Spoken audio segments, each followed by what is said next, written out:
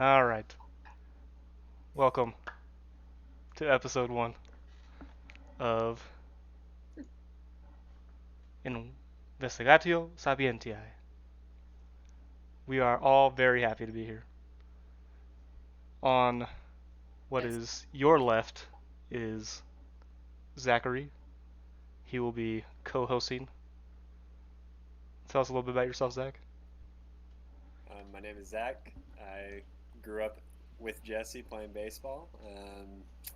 Been good friends for a long time. I'll give you a little religious background as well. I'm a member of the Church of Jesus Christ as well, as we're going to get into that.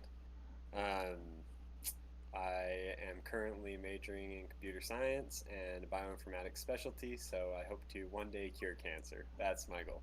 And you're going to do it. I believe in that. All right. And our lovely guest beneath me on my screen is Bailey Jane Love Layton. Lots of names. Uh-huh. And her Instagram is plugged there, so you can give her all the follow. She's very close to 1,000, and she will throw a party when she hits 1,000. I'm sure of it.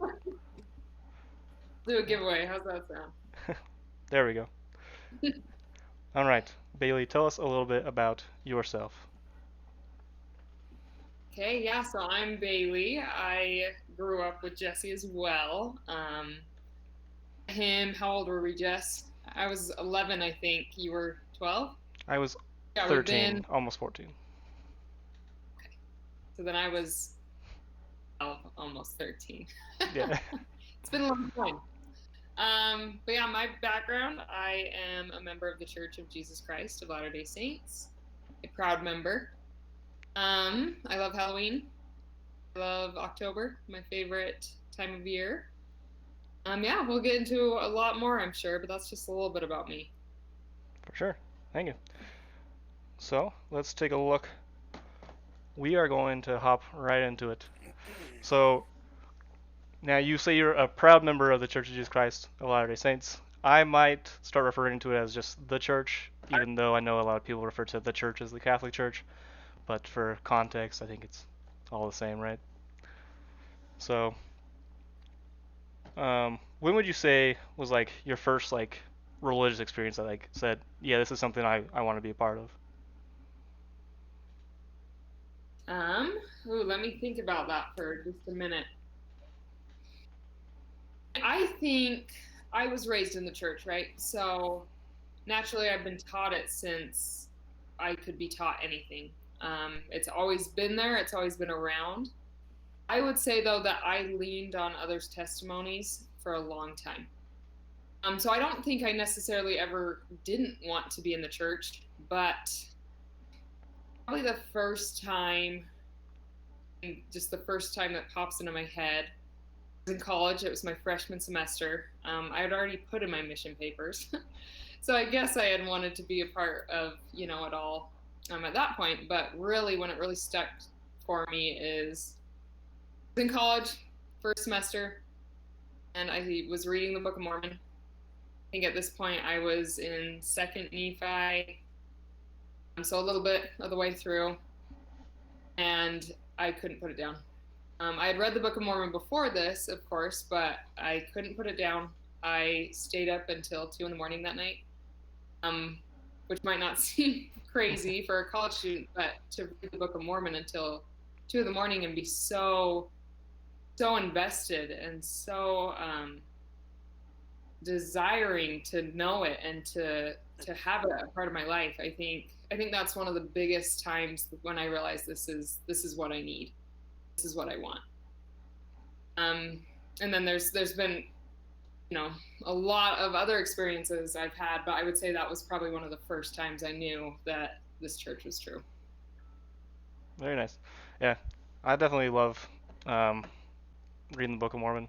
I feel like that was really something that I've held to for most of my life as well. Um, but I don't think I stayed up till 2 o'clock in the morning reading it as a freshman in college. What about you, Zach?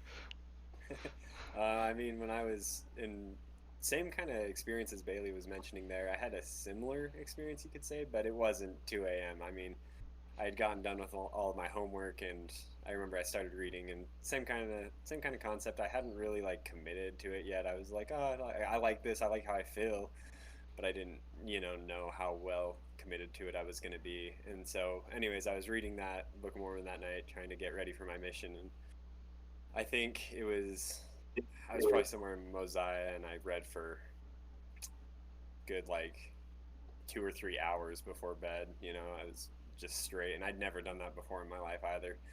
And so, not 2 a.m., but but yes, a similar experience of just wanting to continue reading because it brings such joy. Yeah. For me, Mosiah is a big one. Reading King Yes, Benjamin's speech really wants you to repent and get better at doing stuff. yes. Um, but on the other side of that, has there ever been like something that felt like really like tried your faith, like something was maybe like a hurdle for you to get over? Definitely. I think growing up, we were always taught, like, oh, someday you'll have to say no to alcohol. Someday, like, it won't be cool for you to go to church. Someday, and we were taught all that. And I never had experiences like that. Never really have been tempted with I guess, just those, like, call them. If anything, I've been tempted with laziness, I think. I've been tempted with, yeah, just the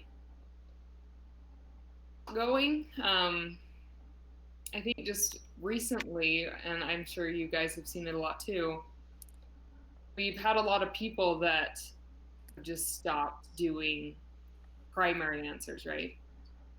And obviously, I've been so blessed to know those primary answers work. Um, I think it's really easy to get lazy, I guess is what I'm saying. So I think that's something that's tried my face probably just recently, I would say. I know there's been other things, and I can definitely bring those up too, but recently I've been tempted with, hey, we're in a global pandemic. We don't need to go to church. So maybe that means we don't need to read the scriptures today. Maybe that means we, don't need to do this and this. And it's a slippery slope, and it happens really fast. This last year has tried my faith in that way, I would definitely say. Um, and I'm sure there's other times that I've tried my Yeah. faith too. I know there are, for sure. Being on the mission, I guess I should give that background. I served a mission in Ohio.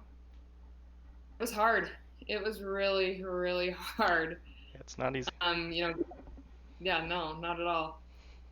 Um, so this is getting long, but getting spit on, getting told that I don't believe in the right Jesus Christ, that's definitely tough too, and that's discouraging, and it makes you doubt a little bit, like, hey, why am I out there, getting attacked for my beliefs? But it definitely made me stronger in the end. So Yeah, and in case anyone wasn't familiar, the primary answers that she's referring to, she said later on, was going to church, reading the scriptures, and praying. Those are kind of like the three pillars, I guess you could say. Uh, um, but like you said, So, you go ahead, Zach. Go. sorry, I was Go just ahead. gonna. I mean, did you have something that you were gonna go in on with related specifically to the mission right now, Jesse? No, you're good. Okay, I was just gonna say, not a comment, a question, I guess, for Bailey. Like, what did those experiences or other religious experiences teach you for your life? Like for good lessons for your life, because I think that that's like part of what this podcast is about. Part of what I mean, that's a huge part of religion in general, is to like take these life lessons into your real day-to-day life, things that you can change, become better, things like that. What did mission experiences or other religious experiences lead you to a better life in that case? definitely, I think the biggest, I mean, there's thousands of lessons, honestly, thousands of blessings that have come from my mission, but the biggest one I think is humility. The fact that we cannot do this life alone. We cannot, and that sounds discouraging, but we can't do it without Jesus Christ. We can't do it without the guidance of our Heavenly Father. And going along with that, another lesson is that we're not alone. And we are going to feel alone at times, and it's going to be scary, and we're going to feel like we're in, the darkest places, but we're not alone. We need Heavenly Father and His Son, Jesus Christ, to get out of those dark places. And if we lose our reliance on them, it's really hard, I think, to get it back for a lot of people. So that would probably be the biggest thing that I've learned, is that you've got to rely on them. They're always going to be there for you. You just have to be the one to reach out. But they'll show you the way. They'll comfort you. I think that's a huge part of the gospel that I love so much, is that comfort's there for you.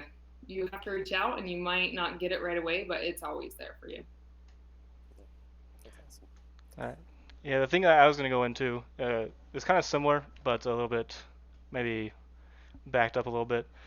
Is I know we've talked about growing up in the church and going to Sunday school, going to young women's or young men's, and how our experiences were quite different in what we learned. And I wonder if you could just talk about maybe how your time in young women's maybe did or maybe failed to prepare you for a mission or for whatever trials of faith you might have. Definitely. I'm gonna preface that with this. I have been trying to be better at being positive in my life, and so I'm gonna try Yeah. not to get too negative on this topic. But young women's was hard for me. Um, not in the way that I didn't feel loved. I definitely felt loved. I definitely felt like I had a really good group of women there to support me. But what I found that it lacked was basic, teachings of the atonement, basic teachings of just Christ. Obviously, we talked about love one another, we talked about serve one another, and those are such great lessons too. And I'm trying not to dig myself into a hole here, but there was a lot on motherhood, which is such a good thing. But for someone like myself right now that isn't interested in that, it's hard to figure out where I lie in the church if I rely on just those teachings I got from young women.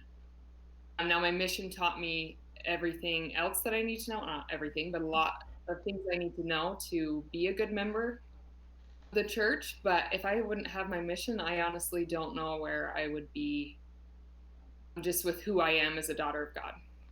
That, it isn't just motherhood. I know that's very important, but it's not just that. Also being a disciple of Christ, it's also spreading the gospel. It's so many other things too. So yeah, that's a little bit about my I don't want to say problems, but my issues with young women's is I always wanted to learn more scriptures. We didn't go through scriptures, we went through, okay, how do you behave as a woman? So Right. I feel like that can be. I was just gonna say that I think like changing the way that church works to where there's a lot more teaching in the home gives the parents a lot more ability to um, focus on those things with their children, specifically their daughters. Because I feel like when we switched between the men and the women, a lot of that doctrinal stuff was maybe put aside, presuming that you would have learned it all in Sunday school when you're going through the Old Testament or the New Testament, the Book of Mormon, and all that. But it's hard to distinguish what was actually learned. A lot of classes had like one or two kids that were paying attention and were like actively answering all the questions, which allowed other people to be a little bit lazier as well in learning that kind of stuff. We talked about this too, Jesse, before, but you were the one that answered all the questions. I was the one that didn't pay attention. So there has to be a level of accountability. And, if I wanted to seek out those scriptures and, learn about those doctrines, I could have done it. I should have done it, or I should have had it in my home in that way. But not everyone has those opportunities. Not everyone has that drive. So I think I don't know how to fix it. I don't know what to do better. For the youth nowadays, I think they're awesome nowadays. But True. Yeah, I feel like a lot of people are prepared pretty well by the time they're 18. But definitely. would you say you had a similar experience, Zach, or is it a little different for you? I mean, kind of like she was mentioning, I think that it's maybe a failing in the way that it was taught. I mean, I never really felt like that was a big deal for us.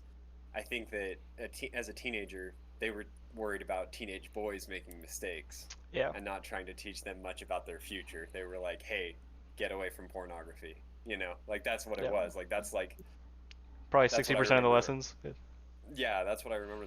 The majority of what I learned in Young Men's was like, "Hey, be careful.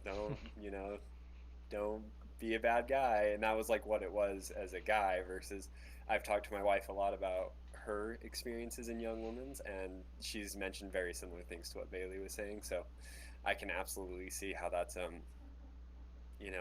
hard thing to go through as far as like when you're trying to focus on learning about the gospel, learning about Christ, learning how to be be a better daughter of God, specifically you, and not quite like your next duty of bringing children into this world or whatever. Like you need to spend a little bit more time learning about you and learning about your faith and your Savior, getting to know Him personally before you're quite ready to step up to that next plate of issues and things that you're gonna have to go through.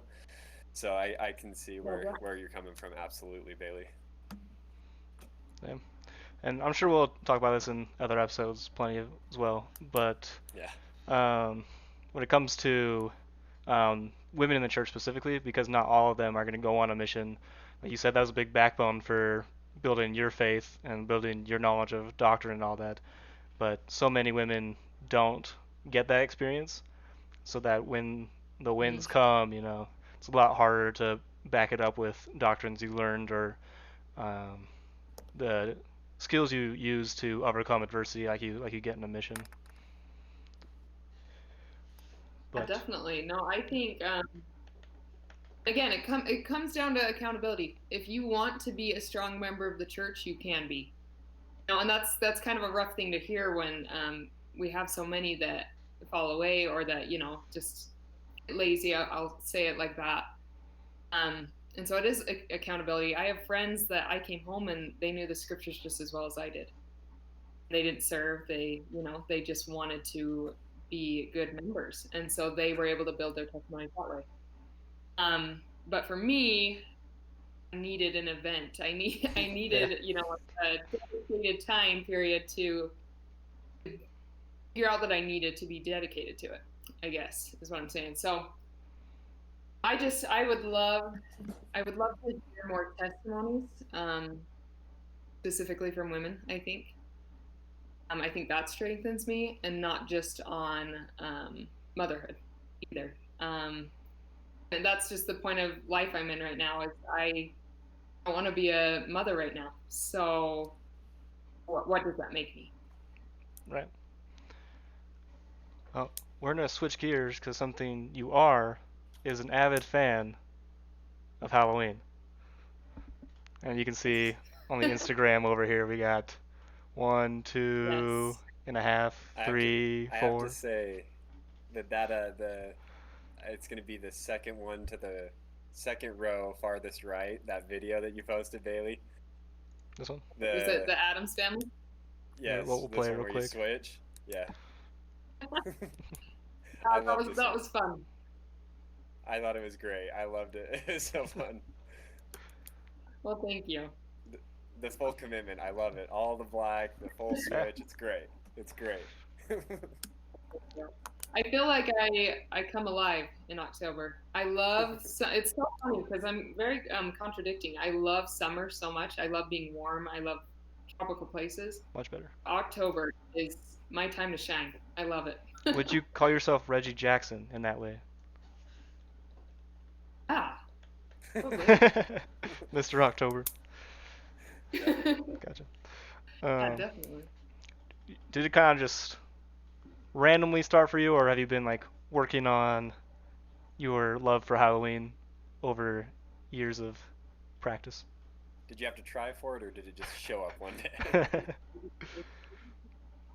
I mean, Halloween, talk about a holiday for a kid. I mean, obviously Christmas is up there too as a kid, free presents and stuff, but Halloween, it's a time to dress up and go out and get free candy. And so I think it started when I was young, but I think the passion, is that a weird word?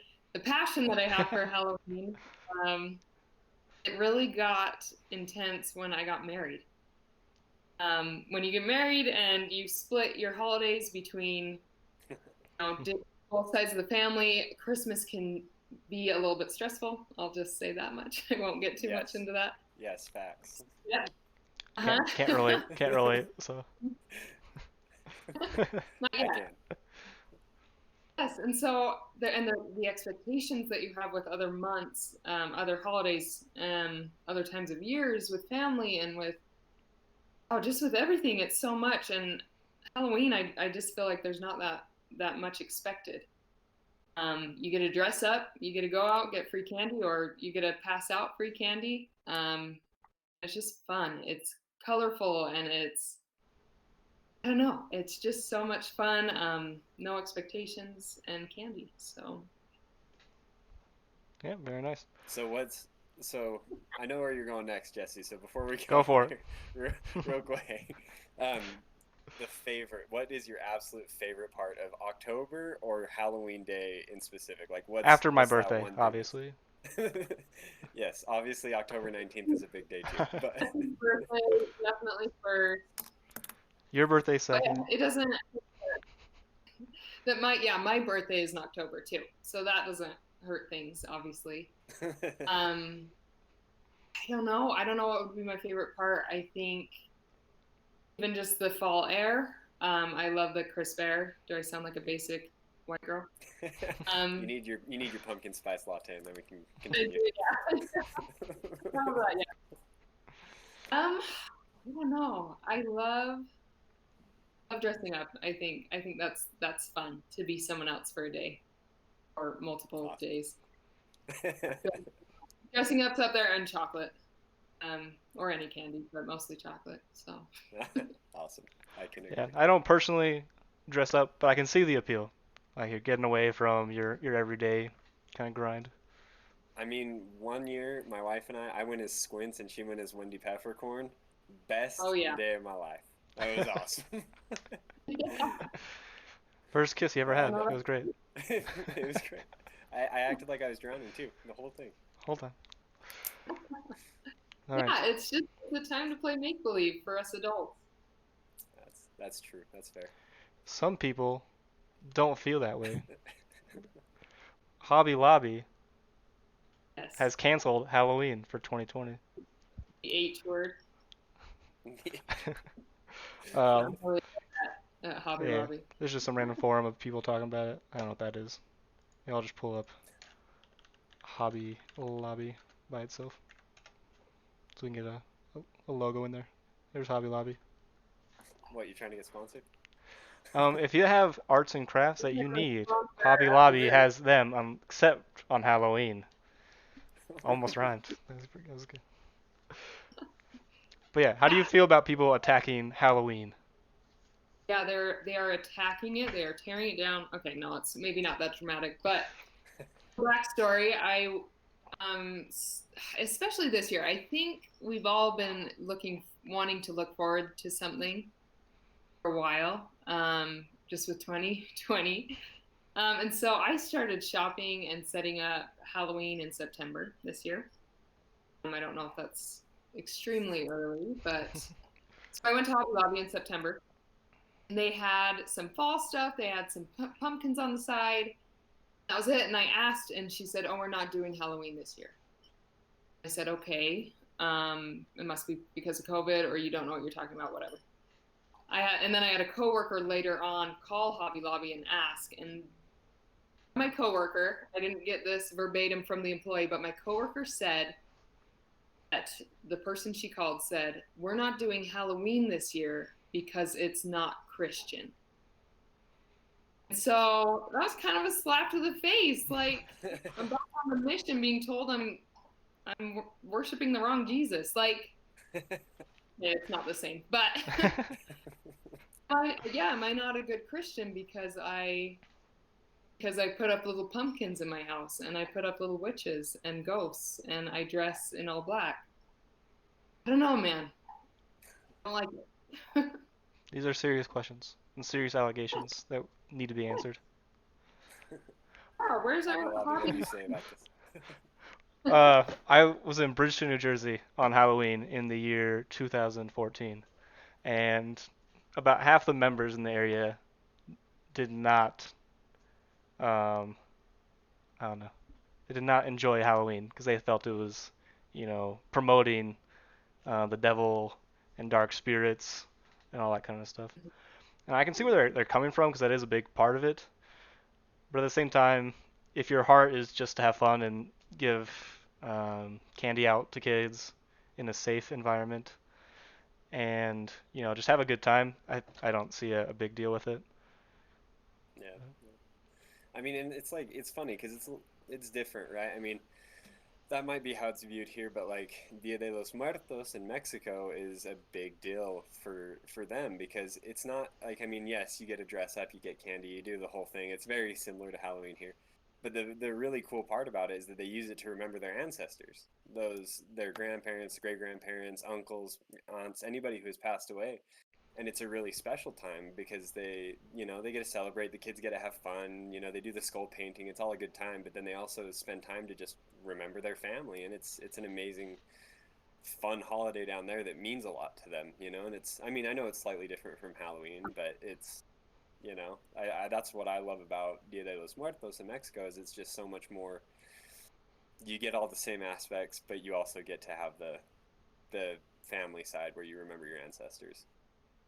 Yeah, I think there's also a difference between like celebrating the fun parts of Halloween and like I don't know if you necessarily agree, but I don't enjoy like horror films or like specifically movies that are made to make you scared. It's like I'm trying to relax when I'm watching a movie. I'm trying to feel better about myself. I don't want to feel like go to bed and feel all dark inside. So I think there's a difference between those two things. Yeah. People are always so surprised with me because I love wearing black. It's my favorite color. I love Halloween. So they think, oh, you must love horror movies. I don't. They make me feel icky inside. So, and that's not always a good rule of thumb. Like, okay, I can't do something if it makes me feel icky, but witches and pumpkins in my house doesn't make me feel icky. So they're okay. They're Christian to me. But yeah, those horror films, a lot of them are very, very dark, and I think I'm gonna sound like my mom, but they're evil. They're satanic. They if they make you feel gross inside, I don't think the spirit can reside with you when you watch them. Um, so I do love a good thriller. I'll throw that in. Rear Window kind of stuff. But yes, as like murder stuff, and that doesn't make me sound like a good person after talking about spirit. But I don't do any of the satanic, the demon. I don't do any of that. So Fair enough. yeah, All right. You, as with all future guests, chose the topic that you wanted to talk about. did You did. I don't know if you remember and choosing the topic, but you chose it. I'll pull it up here. These are some quotes. What we're going to talk about is animals in heaven. Do you remember now asking about that? yep, Okay. And then I don't know where you necessarily want to go with it, so maybe you could take the lead if you wanted to just talk about whether they're there, what it would be like, however you want to go about it. oh, I don't even remember what we were talking about. I'm sorry. It's unprofessional. Oh, but Is it? they've got to be up there, right? Yeah. Yeah. Guess I'll start with that. Basically. Yeah. Let's Yeah. see.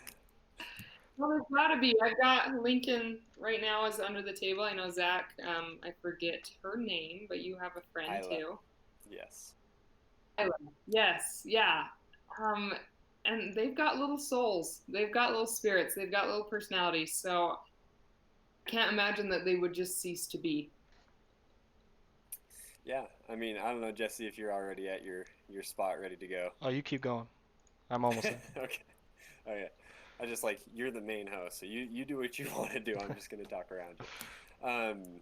But yeah, no, that's one of those things that I remember being very curious about as well. Because I was like, there's no way. It's life. It's something that walks around. It thinks. It has emotions. It does things. And so I remember being also very um, inquisitive about that as well. And I spent a lot of time looking up some of these things that Jesse's about to share. Most of it is, I don't know if you brought it all up, but most of it is from church leaders and scriptures and factual, as far as we consider them, factual sources that talk about how, yes, they've got souls. And they will be part of the afterlife. And that's one of the beautiful things for me is just like, I love my dog, I love her to death, and she's so fun to have around. And it's awesome to think that, even though her life's going to be much shorter than mine, I'll get to see her again at some point. So go ahead, Jesse. Yeah. Speaking of animals and souls, his dog took the soul out of my church shoe, so Yes, she did. We were still practicing teething. So she doesn't do it anymore, I promise. If you want to come live with us again to try it out. okay. I'll let them know there, Gordon. So, for a long time, it seemed like Christendom actually initially like denounced that idea for the fact that they didn't think animals had souls, that they weren't as smart as us, and for all different sorts of reasons, like a lot of people didn't think they felt pain because that was a feature of the soul, not necessarily just of the body. Mhm. But when you go into, like Zach was saying, for example, Revelation 4, verse 6 says, "And before the throne, sorry, there was a sea of glass like unto crystal, and in the midst of the throne, round about the throne, were four beasts full of eyes before and behind." And Joseph Smith had been asked about this particular verse and like what it meant, and he explained that these were actually like literally four beasts, like they were animals, but they had fulfilled their full measure on the earth, and because of that, they were given, celestial glory, just like we all are trying to attain. When we talk about celestial glory, it's all about following the laws that are set in the celestial order. And we have our laws to follow. Every animal will have their laws to follow as well. And a lot of that extends from the fact that everything on the earth was created spiritually before it was created physically. So there's, the spirit of Isla in there and the spirit of Lincoln. That we're all similar in that respect. But I feel like I Yeah, should put a definitely. disclaimer out real quick while you're going. go for it. Um, just because I don't know, it's not doctrine as far as I'm concerned. I'm not sealed, to my Yeah, dog. Like it might not be Isla exactly up there, but there will be pets and dogs and those that have fulfilled their full yeah, measure up there. And I like to think that if they're going to be up there anyways, I feel like there's got to be some sort of reunion for that. I don't know, but yeah. anyways. It's a nice one to speculate about. I don't think you necessarily need to have that nailed down, but if it makes you feel good, sounds good to me. I have another Oh, quote. Go ahead for it. I was just gonna say it's one of God's creations. I think He loves us, just like He loves all of His other creations. He talks about all His other creations being good and us being great, but that wouldn't mean that He would throw away the good ones. So I think they're going to be up there. I get a little stressed out with how many are going to be up there because there's been so many animals, and that's one of those questions that makes my brain hurt. Like I can't think about that. That's a good But point. yeah, like all my cats that live to be like 2 years old are going to be up there, and I don't know if I like that, but yeah, my Lincoln's going to be there. So Why didn't one you way or take care of me, Bailey? Yeah, think you of all know, the billions of people, and then you have to bring in all those trillions and trillions of ants that lived on the earth. oh, Yeah, Oh my gosh. that'll stir you a little bit. All right, well, yeah. this quote was from Pope Francis, as given to me by my friend Madison. It says, if heaven, sorry, I kind of, sorry there. If heaven is what we most desire, and we most desire golden retrievers, then heaven will be filled with them. I think that's a pretty heavy thought.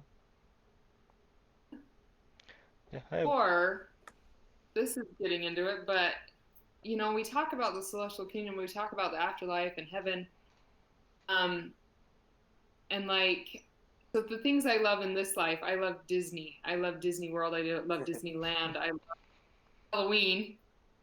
Halloween's not going to be up there. So I'm obviously going to find things that make me even more joyful than things I love in this life. And that's getting deep. But, are animals going to be up there? no, me and Zach had a similar conversation, but we didn't really get into it too far. Yeah, I was appreciating what you were saying, Bailey. It's just funny because we had this conversation like a week ago about what will carry over, right? Like, I mean, all this amazing technology that we've created, like, is God just gonna be like gone? Like, we don't need that, we're better up here, we're glorified. Or is he gonna say that was a really cool invention, like it should stick around, somewhere? I don't know. Yeah. Is there gonna be like a Smithsonian of like tech that we invented that's terrible in comparison to like celestial stuff? I don't know. Yeah, well, it's stuff to think about. Can go right. It's a small world over and over again, except it's a different world every time. Who knows? All right. I believe definitely animals in heaven. I don't think it's a hard one to sell. I think we'll all be happy, and I think you'll be happy even if you don't like pit bulls. You don't have to be around the pit bulls. It's okay. You don't like pit bulls, Zach? No, he's not talking to me. No, just in general. I have no. Because general people, there's like a general populace that doesn't like pit bulls. Sorry, I opened a controversial topic with that specific one. I can't wait for the YouTube's comment section to just like tear you about pit bulls. They're the sweetest creatures ever. Yeah. I mean, but here's a story from old Joe Smith. Don't call him that. You mean the prophet Joseph Smith? the prophet Joseph Smith. So a lot of people know him as Joe Smith or John Smith. I mean, I got told I worship John Smith all the time. Yep, I did get told that as well. I don't know who John Smith is, but he sounds like a good guy. All right, so he said, in pitching my tent, we found 3 Massasaugas. I don't know what those are. Or prairie rattlesnakes. That's what they are. Context.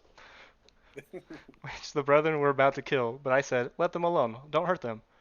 How will the serpent ever lose his venom, while the servants of God possess the same disposition, and continue to make war upon it? Men must become harmless before the brute creation, and when men lose their vicious dispositions, and cease to destroy the animal race, the lion and the lamb can dwell together, and the suckling child can play with the serpent in safety. The brethren took the serpents carefully on sticks, and carried them across the creek. I exhorted the brethren not to kill a serpent, bird, or an animal of any kind during our journey, unless it became necessary in order to preserve ourselves from hunger. I think that's very interesting.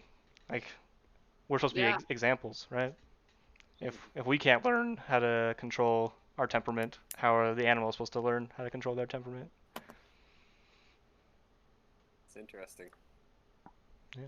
That's like, that made me stop. Like, I thought about all the spiders I've squished. Yeah. There's some really good people out there that believe not to do that, to not kill spiders unless they think they're in danger, or, I think I'm gonna still kill spiders. I was gonna say, like, I've had this with my wife before, where I'm like, I'm just gonna pick it up on a piece of paper and carry it outside, and she's like, kill it, it's just gonna come back in. Yeah. At that point, you're protecting your home. Yeah, exactly. So then I'm like, okay, I'll kill the spider, Yeah. Yeah, that was a hard one for me. But that's... Because I enjoy eating meat. And yes. I can't commit to not eating meat at this time. Maybe one day in the future. You never know. But we haven't been asked to do that.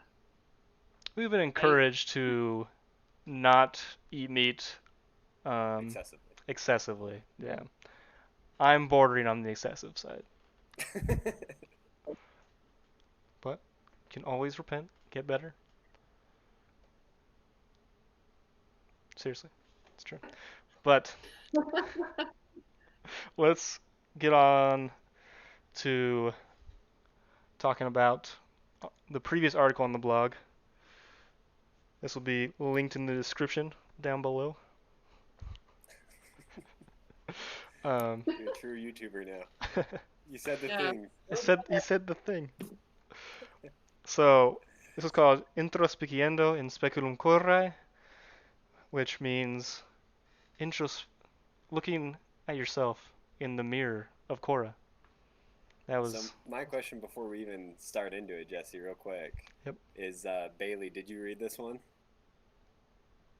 Yes, I did. I'm pulling it up Okay. right now, though. The only Reference, reason but I ask is because we have friends that don't read the blog and we know it. So I was curious. I do make sure the guest yeah, knows what we will be talking about beforehand. Good. to be prepared. I Oh, mean, Jesse, I figured. read this one, and I thought like you could have just put my name in there and it would have flowed okay, because it felt like you were talking directly to me. We On a good way. did talk about that very closely to when I posted it, which is going to happen from time to time. Whatever's in my mind is what comes out. No, I loved it. It brought up a lot of good points. All right, for I anyone, against. go ahead. What was that? I didn't quite catch that. I was saying that I couldn't argue against you because it was written, so I had to listen to your full thought. That's very fair. It is harder to argue with someone who's written it down. But that's also a good point, like why we started this part of it, because I might have forgot something I wanted to add to it, or I might have misspoke, misrepresented my opinions, and we can go over it that way. Yeah, or somebody has a counterpoint that they could bring up about it as well. Just kind of, experience Right. it a little bit more. I've had multiple people text me and say, "Good post, Aang's still better." That's a pretty common response to this. You've got quite a few factors going against you. Let's hear it. He's the first. He's adorable and he's little. I think we like to be reminded of that youth, and I think you mentioned that in there. And then I don't remember where it was. Maybe I can find it really quick. But Aang shows us the idealized world, how we wish things were. Korra shows us how we are. We don't want to be reminded how we are all the time, and we'd rather live in the world of Aang, where you go through hard times, but overall you're still a good person, and anything that's bad that happens to you, it's not your fault, and you'll find a solution. And I think that's why Aang's better in my mind, because I don't want to be reminded of my flaws, Yeah. So. Yeah. And I mean, that's like, and I agree with you 100%. And that's kind of that's why I think a lot of people like Aang more, is because that's the point of entertainment, right? It's to distract you from what's really going on in your life. That's one of the main reasons that we enjoy things like TV shows and whatever, because it takes you out of your life, what you're experiencing. And so from a perspective like that, that is why Aang is definitely more loved by the general populace, is just because it's that goofy, screw around, nothing matters, it's all fun type life that we want to see in our entertainment. That's fair. The thing that I like about Korra so much is that, like you were talking about how Aang has those hard times, and it's like not necessarily your fault. You're still a good person. Korra puts everything on herself. It's always, I messed up. I'm no longer the Avatar. I didn't stop Kuvira in time, and all these failures that she sees. But it's her ability to. Spoiler alerts. That was on the top of the page. It was spoiler. I'm just Yeah. But I'm just saying, what if they didn't read the post but they're watching the podcast? I mean, if you got this far, thank you. I spoiled it for you. That's pretty much. You're right. I spoiled it. And it's gonna continue to get spoiled. So if you want to stop now, go watch it. Come back in a week or two. You'll be set. But you Yeah, know, anyways, continue though. she gets back up, and that's much more practical if you're trying to emulate the characteristics of the main character in the story. Because not all of us has the privilege that Aang has to be like, well, I'm the last Airbender, so pretty much whatever he says about anything Airbender goes. It's like, this is how we're Mhm. gonna live now. Korra doesn't have that. She has the media on her. She has the responsibility of being the Avatar, and I mean that's her whole identity is being the Avatar, I guess.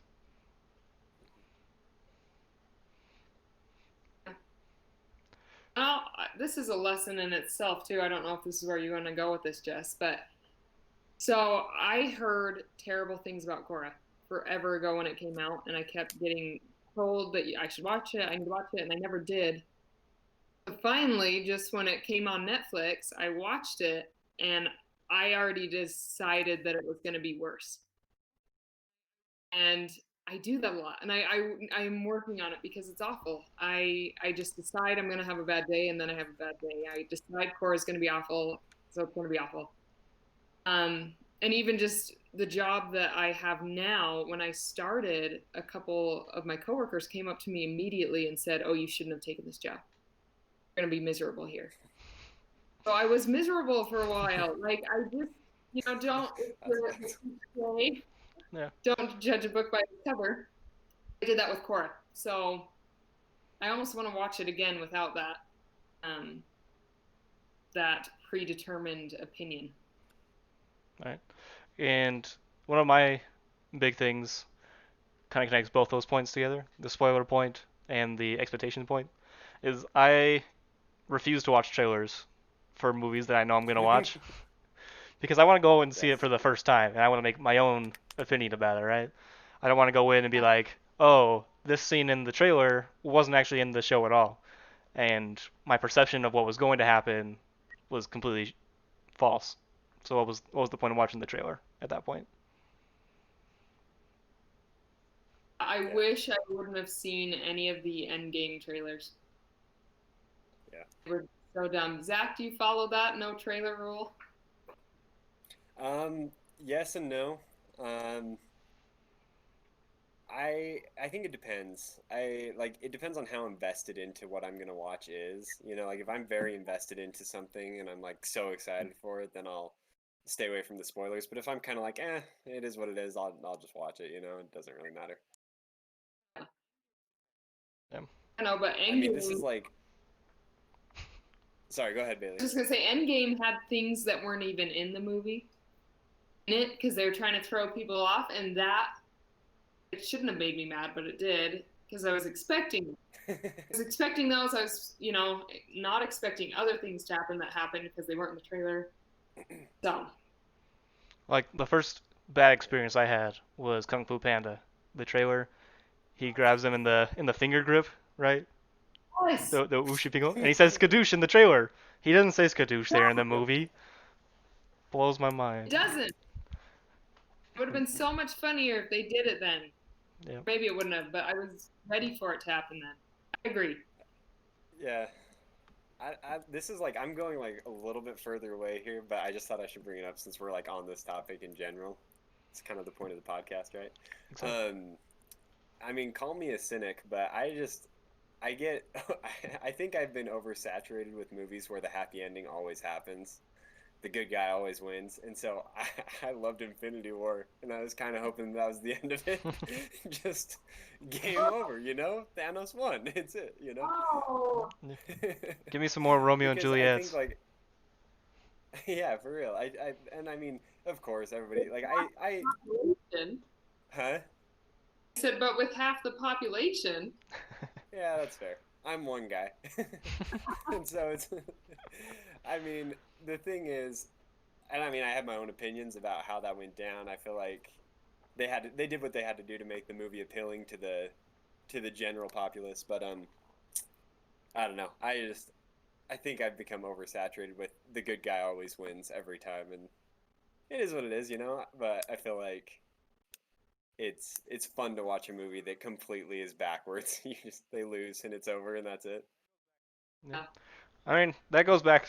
Well, and sorry, Jessica, you go. I was just gonna say that goes back to the whole Aang and Korra thing. Is Aang ultimately wins, and there's little to no repercussions. Whereas every time Korra wins, there's a lot lost in the process of winning, and it feels Mhm. kind of more earned when she overcomes it. I mean, like when you watch the end of Avatar: The Last Airbender, and there's kind of that Deus Ex Machina part where he gets the Avatar state back and then just takes Ozai and kicks his butt. Yeah, it just goes insane. Yeah, it's like, and I know Bailey, you might want to explain like how you felt about Korra's progression, especially through like season one. How you don't feel like it doesn't show her progression as much as we see Aang's over like the whole year. You know. Yeah, and I think you bring up a good point. Like Cora has that doubt, that almost self-hate. And I think I get a lot of that too. I get so mad at myself. I get upset. Don't always love myself. So I see a lot of myself in Cora, and I think that's why I don't like her as much. Honestly, But yeah, I don't know if I said this to you like in person or not, but I always get mad when you don't like Korra because I always saw you as Korra as well. the good parts though, right? Yeah, you overcame the adversity. You're a winner. Well, good. Oh, so I think when we talked, Jesse, just about her progression, it was through season one, season two. I think we had just gone through, and I felt like she would run into a problem. She would feel bad for that second, but then the problem would be solved, but then she wouldn't be changed. I think that's so frustrating to me because like I want to change, I want to grow, I want to learn from my mistakes, and I feel like she didn't lose her pride as much as I wanted her to. Now you see her. I feel so bad. Sorry, spoilers. There's that part where she is contemplating suicide. I was on my phone during that episode, so I didn't realize that's what she was doing. And I was like, oh, so Aang shows up and saves her. And then Jesse, you told me no, she was done. She was about to, lose it. She was gonna give up, and that just enlightened me even more. So it goes through the later seasons and really gets down, really goes through hard times. And it takes her a long time to get out of it. And I think it's refreshing, like you were saying, Zach, to not see someone that goes through a hard time for a season, goes through a hard time for an episode or a short amount of time, and then is all of a sudden better and has all the answers. And I've come to love Cora a lot more because I saw her go through hard times for a long period of time. And she didn't learn everything all at once. She learned a few things that helped her be better, but that's how life is. You don't learn from your mistakes all the time, and you don't learn everything you need to.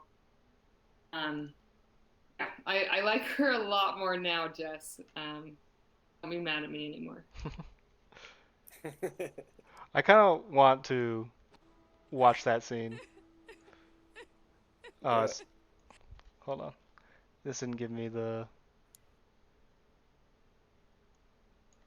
Hold on. Let me pull this out. Do you still see if I You're good. pull it out like that, or is it back on the Latter-day Nope. Saint one? It's back on the left. Okay. Well, while you're doing that, I was going to say, I forgot what I was going to say actually. Just kidding.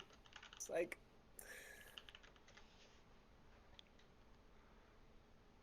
Yeah, but I think. Yeah. Do we This have is it up now? this isn't the Saved by greatest the quality, but it is here. Is it showing up for you guys? This is the second yeah, time I've yeah, we watched can see. this now, so now I'm gonna actually pay attention and not be on my phone. I should pause it here. Right before this, she was talking to Mako, and he confesses his love to her, and she's like, "I can't. I'm not the Avatar. You don't owe me anything." And then she runs away on Naga.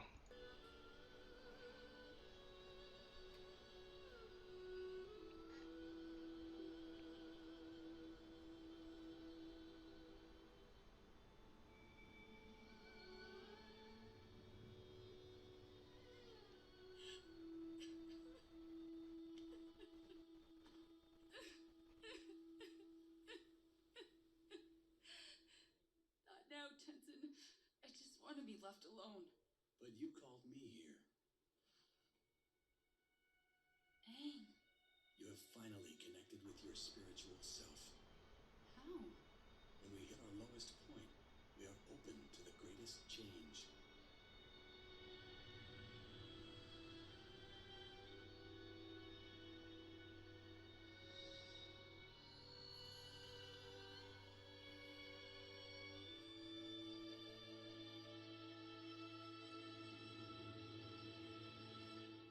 Exciting music.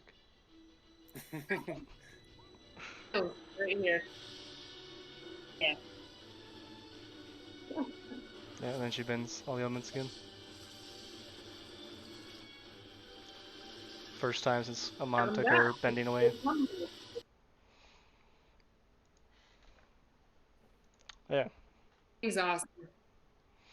Yeah, that always gives me chills, to be honest with you. Just like, That music. because she was, like he said, lowest point, and he is able to reconnect with her because she connected with her spiritual side. And how often that happens so much in people's lives. You know, they get to that bottom point and like, I've done everything I can. There's nothing I can do. The only thing I can do is turn to God, to faith. Mm-hmm. And sometimes that ends up being, people with the strongest faith out there because they fought for it and they recognize it for what it's worth.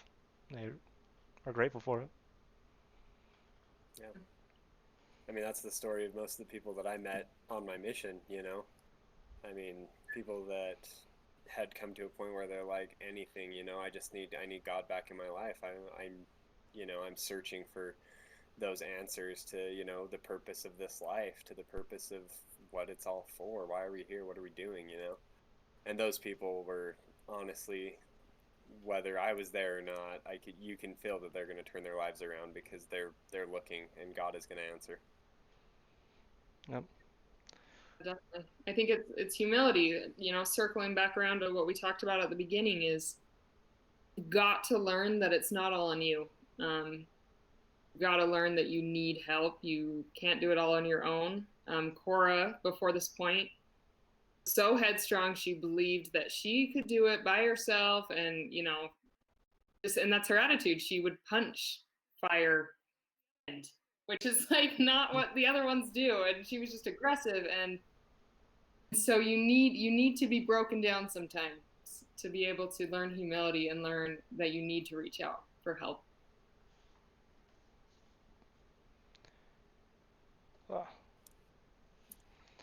All right.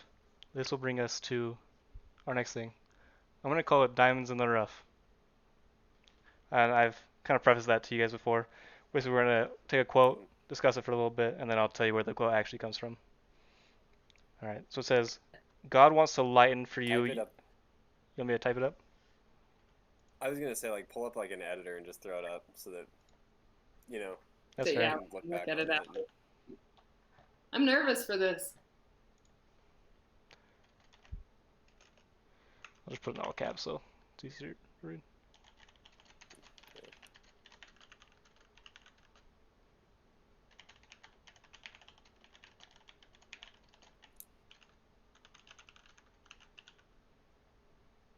I know you don't want to edit much, but you can cut this out. And throw it on there. We just Should have elevator music. Yeah. No, we need daybreak. Dun, dun, dun, dun. Dun, dun, dun, dun, dun, dun, dun, dun, dun. bring that centered a little bit. There you go. Perfect. Right. So Gorgeous. God wants to lighten for you your difficulties. Mankind was created weak.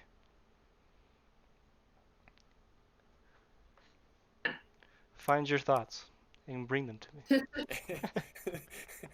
Find your opinions and bring them to me. Oh, God wants to lighten for you your difficulties. So God wants to take away your pain, and mankind was created weak. Yeah. So I think I don't know. I like the and. I like but. I don't like having but mankind was created weak. He wants to help us, and he created us in such a way that we need his help. Yeah, pretty popular verse from Ether kind of comes to mind for me. Oh yeah. Yeah. Um, I was gonna say both of them. I was gonna share Ether and then Mosiah. let's hear Those it. are the two that come to my head whenever I hear that. Do you want me to drop the So quote and bring I'll up the other share ones the. in? It's up to you. Or I can It's up throw it to you. on I later. can read off them. Yeah, it's up to you. I mean, it depends on how much editing you want to do, right? If you That's just fine. want to cut Yep. portions of the recording out, or if you want to have to throw stuff in it. Anyways, I'll bring up that Mosiah real quick. Okay, this is a popular one for members that are in the church, and that's a reference back to, like Jesse was saying, just the church is the way we refer to Church of Jesus Christ. But yeah, so this is a popular one, Mosiah 3:19. For the natural man is an enemy of God, and has been from the fall of Adam, and will be forever and ever, unless he yields to the enticings of the Holy Spirit, and putteth off the natural man, and becometh a saint through the atonement of Christ the Lord, and becometh a child, submissive, meek, humble, patient, full of love, willing to submit to all things which the Lord seeth fit to inflict upon him, even as a child doth submit to his father. And so that's kind of like, I mean, I really like this quote, um, because yes, it's a little bit about that, how the natural man is weak. It's, like the way we are created, we have temptations and failings, and we're not going to be perfect from the first go. And I kind of, what also vibes with that is, like, the first part says, God wants to lighten for you your difficulties. And when I read that Mosiah 3:19, I think about the part where it says, humble as a child, willing to submit to all things which the Lord seeth fit, even as a child doth submit to their father. And I think that that's kind of one of those things where, if as a child, if a father gives you tasks, or anything of that sort, when you're going through them, I think about my dad. When he would give us like chores for weeding, we would weed every Saturday, Hate weed. and it was, I know, who doesn't? So like, it was always such a pain, right? But then it was always like, my dad would be out there with us. He would say, okay, you have to do this because I'm asking you to do this, but I'll do it with you. I'll help you. And so I learned, I weeded, I worked hard, but my dad was also there to lighten the load, you could say, to make it easier, even if it was just because I got to talk to him while I did it. So I think that this is a good quote to describe the natural state of the humankind. I also am curious where you got it, because I think I might have an inkling, but Bailey, I want to hear what else you have to think about it. I have no idea where it comes from, so you're farther than me on that. I'm pretty confident I know Um, that Zach knows where it comes from. okay. Well, obviously you know where it comes from. No, I think, yeah, going along with that, we need to be reminded. I feel like, kind of going back to what I talked about, I've never been tempted with alcohol or drugs or things like that. That hasn't been a temptation for me. I think the way the world's going right now, a lot of us are tempted with thinking we know better than God, and that oh, God maybe didn't mean that. He didn't mean that I have to do this and this, or he didn't mean that this is a sin and this isn't. He's God. He knows what he meant. We need to listen to him. We need to be submissive. We need to be humble. Sometimes he puts us through difficulties to get us there. Really, it's up to us to choose whether or not to listen and to trust him. Yep. And then I'm just gonna paraphrase the Ether quote for now. The idea is that God gives us weakness that we can be humble, and on top of that, we're given our weakness that He might make those things strong for us. Mm-hmm. So starting at a baseline, being weak, the idea is with God we can elevate, we can become more than what we are by ourselves. And you've talked about that plenty, about how we literally can't do it alone. There's nothing solely personal about salvation. There's always multiple people involved with that. But Zach, did you Google it? I did not Google it. Okay, I'm proud of you. This comes from. Are you gonna give me a chance? Oh, do you want to guess first? Sorry, you might have saw that already. Yeah, yeah. But Did you type something already? I oh, didn't. I was. I don't was don't looking at worry. your face. Okay, yeah. Give us your best guesses. Okay. So I've got two guesses that are on my mind from, so that's why I lean towards the Quran. Yeah. You notice I put God to kind of hide necessarily where it was from, because if I put Allah, Because it'd be pretty easy it to. probably says Allah, right? Yeah. Yeah, Yeah. yeah, it does. Is that what But I mean, ultimately, Allah translates as God, so I mean, I call it fair game, I especially. for a lot of where their teachings come from, so that's why I lean towards the Quran. Yeah. You notice I put God to kind of hide necessarily where it was from, because if I put Allah, Because it'd be pretty easy it to. probably says Allah, right? Yeah. Yeah, Yeah. yeah, it does. Is that what But I mean, ultimately, Allah translates as God, so I mean, I call it fair game, I especially do too. especially since any translation of the Quran is not technically the Quran; it's a translation of the Quran. So, but yeah, like I said, we're gonna call this diamonds in the rough because you don't know where you're gonna find truth. Truth is out there everywhere, and our job is to find as much of it as we can and learn from it. So, I definitely think this holds true, as we all talked about, and we're all better for it if we can accept that into our lives. So, if anyone tells you that members of the Church of Jesus Christ of Latter-day Saints think that they're the only ones with any truth, don't believe that. That's not the case at all. We definitely recognize there's a lot of good and a lot of good people outside of this, the the beliefs that we share, and we celebrate those beliefs that we end up sharing, like something like this from the Quran. Yeah. Yeah. I think the biggest thing that I love about the church is that we have a prophet that helps us sift through truths, you know. And we can also do it ourselves, but we do have that prophet that can take the truths of the world and help us know which ones to hold on to. And obviously, we hold on to all truths, but he tells us what is true and what's not. Perfect. Do either of you have any kind of closing thoughts from this? I'll let Bailey go first if you have any. From this specific diamonds in the rough, or No, just from from everything? everything in general. I know we've gone a little longer than we might have anticipated, but I'm happy with what we've done. No, I don't have too much to add. No, I think we need to discuss more in our day and age. I sound like my mom now. But I think we need to talk. We need to discuss. We need to seek truth and hold on to it. And we need to help each other out and lift each other up. I don't know if we've gone more than two conversations where you haven't used Kimisms, as we'll call them. So No, and they're not bad.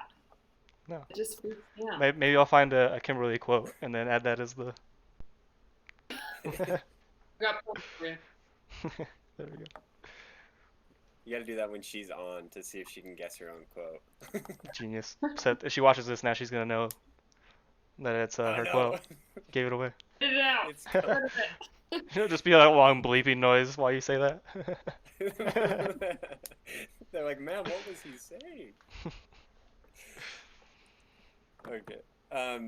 Yeah, so I guess this is kind of this has been fun. I've had a good time. And I think that I have one more question that I would ask Bailey as we wrap this up. And that would be the title of the blog that Jesse writes is Sapiento or Investigatio Sapientiae, right? And so that's search for wisdom. That's what it is, really. That's an investigation of wisdom. So,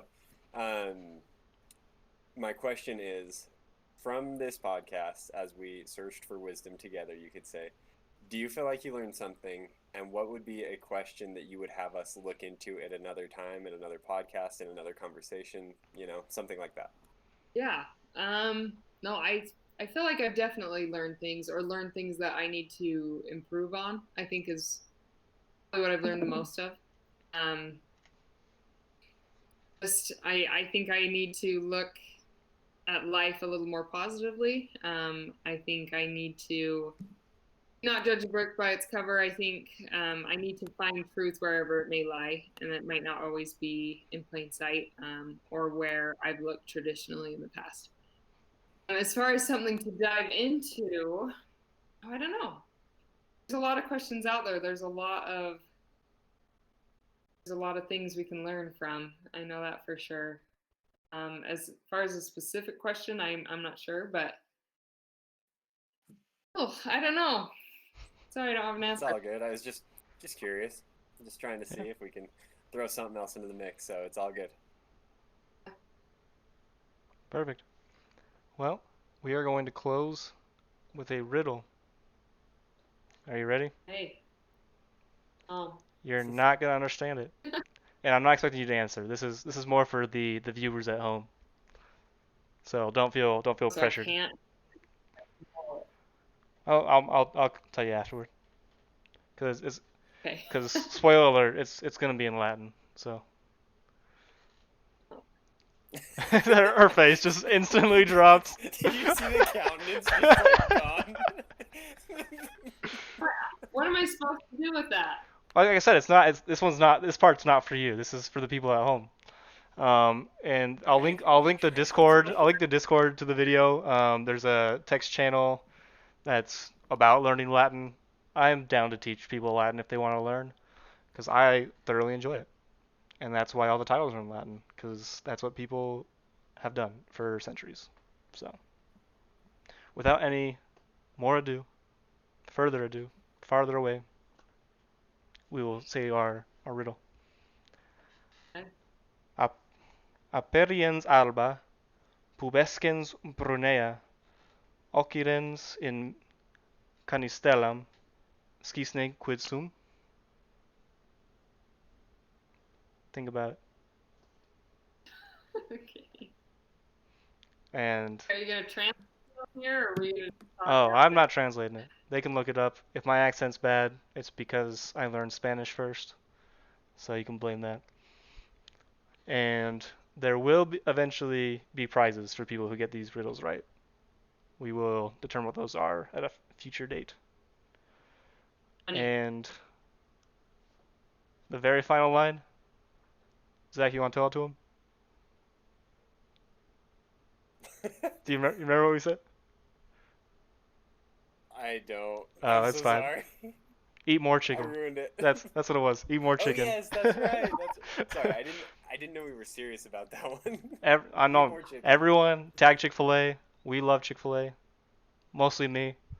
This But is yeah. I mean, this is where Jesse and I started these conversations of just like going into doctrine and random topics where we would just kind of go back and forth and we would sit at a booth in Chick-fil-A and just debate topics.